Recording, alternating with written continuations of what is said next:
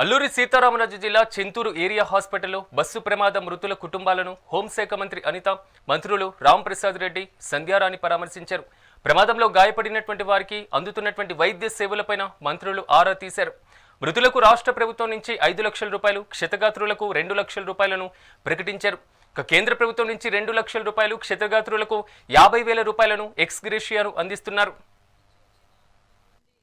ప్రయాణికులు టూరిస్టులు early morning 4:35 ఆ టైంలో మనకి మారేడుమల్లి చింతూరు మధ్యలో ఒక దుర్గా గుడి ఆ టెంపుల్ క్రాస్ రోడ్ దగ్గర బస్సు బోల్తా పడి సుమారుగా 9 మంది మృతి చెందడం, అందులో 10 మందికి తీవ్ర గాయాలు అవటం మనందరికీ కూడా తెలుసు.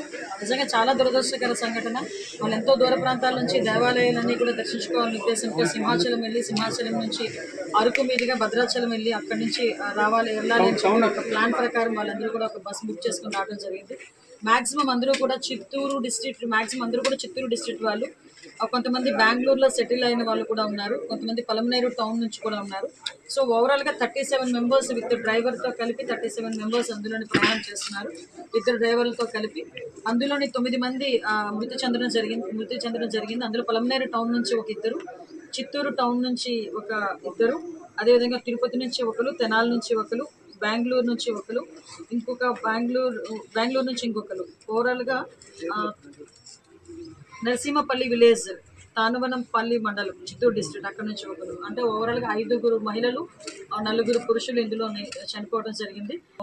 మన లోకల్ ఎమ్మెల్యే శిరీష గారు, అదేవిధంగా కలెక్టర్ గారు, ఎస్పీ గారు, police department, fire department, SDRF department అన్నీ కూడా ఇమీడియట్గా వచ్చి రెస్క్యూ ఆపరేషన్స్ చేసి యాజ్ వెల్ యాజ్ పాసిబుల్ ఇక్కడ చిత్తూరు హాస్పిటల్ కూడా క్షతగాతులందరినీ కూడా ఇక్కడ తీసుకురావడం జరిగింది. వీరందరికీ కూడా మెరుగైన వైద్యం అందించడానికి రాజమండ్రి నుంచి కూడా కొంతమంది ఆర్థోపెడిక్స్ డాక్టర్స్ అందరినీ కూడా ఇక్కడికి షిఫ్ట్ చేసి వీళ్ళందరికీ కూడా ఇక్కడ ఇమీడియట్గా ట్రీట్మెంట్ ఇవ్వడం కూడా జరిగింది.